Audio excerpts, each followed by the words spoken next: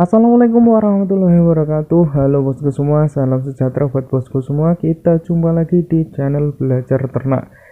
Terima kasih sudah klik video ini, dan jangan lupa buat yang belum subscribe silahkan untuk klik subscribe dan bunyikan tanda loncengnya. Semua itu gratis bos. Oke bosku, hari ini diri Ingsun dapat kabar baik dari salah satu sahabat belajar ternak. Dia ngasih kabar ke saya kalau dia berhasil menetaskan telur entok di mesin tetas buatannya sendiri bos. Yang pembuatan mesin tetasnya itu meniru dari video saya yang dulu yang sudah pernah saya ulas bosku, yang pembuatan mesin tetas manual itu bos. Dan dia sangat bahagia sekali karena pembuatan mesin tetasnya yang dibuat sendiri itu mampu membuahkan hasil yang luar biasa bosku. Maka dari itu hari ini saya langsung datang ke kandangnya untuk melihat langsung mesin tetas pembuatannya itu seperti apa bos, karena saya itu penasaran bos. Oke bos, mari kita lihat bareng-bareng bos. Nah ini dia bosku, ini dia mesin tetasnya bos.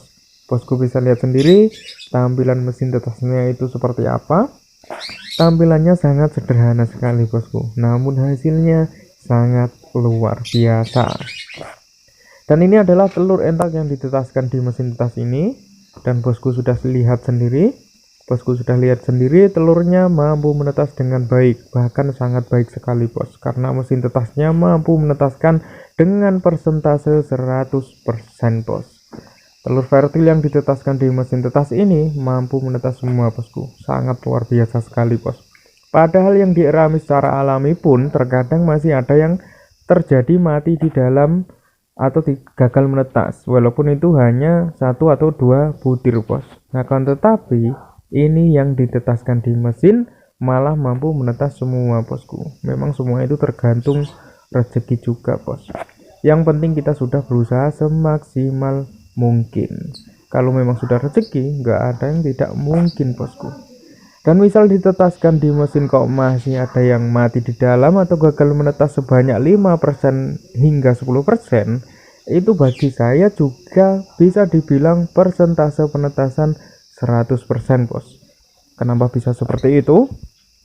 Karena ya tadi bosku, yang dierami indukannya sendiri pun, yang dierami secara alami itu terkadang juga masih ada yang mati di dalam atau gagal menetas, walaupun hanya 5 hingga 10%. Dan itu sudah menjadi hal biasa bos. Itu sudah menjadi faktor alam bosku. Dari beberapa telur yang fertil itu salah satunya ada embrio yang kurang sehat bos. Jadi seperti itu bos. Dan padahal ini bosku ini bisa lihat sendiri, mesin tetasnya itu sangat sederhana sekali. Dinding boxnya dia buat dari papan kayu. Jadi kalau untuk dinding itu tidak harus triplek bos. Jadi kalau bosku ada papan nganggur juga bisa dibuat untuk dinding seperti ini, atau juga dari bahan lainnya bos. Yang penting itu berfungsi untuk menutupi ruangan bosku, supaya suhu ruangan dalam mesin tetas ini bisa diatur bos. Dan untuk menetaskan telur di mesin itu kuncinya adalah pengaturan suhunya bosku.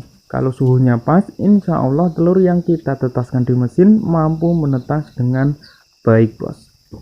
Dan berapa suhu yang tepat untuk menetaskan telur entok? Oke bosku, akan saya jawab karena kemarin juga banyak yang bertanya tentang hal itu bos. Jadi suhu yang tepat untuk menetaskan telur entok itu 38 sampai 39 Celcius bos. Dan alat ukur kalau saya yang akurat itu alat ukur yang kayu itu bos. Jadi yang saya buat patokan itu yang kayu, yang alat ukur kayu bosku. Dan yang termostat digital yang berfungsi untuk menyalakan lampu dan mematikan lampu secara otomatis itu tak sesuaikan dengan suhu yang di kayu itu bosku. Jadi gini bos, misal di suhu yang termostat itu 38 Celcius, namun jika suhu yang di kayu cuma 37 Celcius, maka yang di termostat digital tak naikkan lagi hingga sesuai dengan yang di kayu bos. Intinya yang buat patokan itu yang di kayu bosku, karena suhu di termostat digital dengan yang di kayu itu pasti punya perselisihan bos, walaupun perselisihannya cuma sedikit, tapi biasanya pasti punya perselisihan bos. Pokoknya yang di termostat digital sesuaikan dengan yang di kayu, karena menurut saya yang akurat, yang lebih akurat itu di kayu bosku. Karena masalah suhu kehangatan ini sangat berpengaruh sekali bos, walaupun hanya beda 1 Celcius saja itu juga berpengaruh bosku. Paham ya bos, intinya paham ya bos tentang untuk mengatur suhu kehangatannya ini bos. Dan sekarang untuk suhu kelembapannya. Untuk suhu kelembapan itu diatur 60 hingga 70%, tapi usahakan stabil di 60%. Dan nanti jika usia telur sudah memasuki 33 hari dalam mesin tetas atau sudah mendekati masa menetasnya, kelembapannya itu dinaikkan lagi bos, dinaikkan 65% hingga 70%. Dan untuk mengatur suhu kelembapan itu kuncinya di air bos. Jadi jika suhunya turun, airnya segera ditambahin lagi, karena air yang kita taruh dalam mesin tetas pasti setiap harinya mengalami pengurangan secara otomatis. Jadi setiap hari kita harus pantau terus bosku. Dan kalau suhu untuk menetaskan telur ayam itu biasanya lebih rendah bos, lebih rendah nggak masalah, antara 50% hingga 60%. Distabilkan 50% nggak masalah, nanti saat mau menetas baru dinaikkan hingga 60%. Itu kalau untuk ayam bosku. Dan suhu kehangatannya sama 38 saja kalau untuk menetaskan telur ayam bos. Kalau entok suhu hangatnya 38 hingga 39, dan suhu kelembapannya 60 hingga 70%. Itu kalau buat telur entok bosku. Oke, kalau suhu kehangatan dan kelembapan sudah diatur dengan tepat, sekarang yang perlu diperhatikan dalam menetaskan telur di mesin adalah proses pembalikan telurnya bosku. Dan pembalikan telur secara manual itu dibalik 3 kali dalam sehari semalam bosku. Dan usahakan juga pembalikannya tepat waktu. Jadi misal kalian mulai membalik telur jam 6 pagi, berarti pembalikan kedua lakukan jam 2 siang. Pembalikan kedua lakukan jam 2 siang, dan pembalikan ketiga lakukan jam 10 malam. Lakukan seperti itu terus hingga telur mulai menetas bosku. Dan jika sudah ada nampak retak-retak, ujung yang retak itu posisikan di atas bos. Dan proses pembalikan lakukan setelah telur usia 3 hari di dalam mesin. Jadi ketika telur baru masuk mesin itu biarkan diam tanpa dibalik selama 3 hari bos. Nah setelah berusia 3 hari baru lakukan peneropongan untuk mengetahui mana yang fertil dan mana yang infertil. Dan nanti yang infertil diambil saja, bisa untuk dikonsumsi juga nggak masalah, karena telur yang infertil itu adalah telur yang tidak ada nyawanya. Jadi kalau dibiarkan di mesin tetas juga nggak akan menetas bosku. Dan untuk yang belum tahu cara peneropongan telur, bisa simak videonya yang linknya sudah saya sediakan di deskripsi bos. Dan video cara pembuatan mesin tetas linknya juga ada di deskripsi. Silahkan diklik saja untuk menyimak videonya bosku. Dan mungkin juga ada yang bertanya, Mas itu tidak ada kipasnya kok hasilnya bisa bagus? Jadi gini bos, setiap orang pasti tentunya punya rezeki yang berbeda-beda. Meskipun kita sudah melakukan praktek yang sama, belum tentu juga hasilnya sama bosku. Karena yang menentukan hasil itu Allah Subhanahu wa Ta'ala bos. Kita hanya bisa berikhtiar bosku.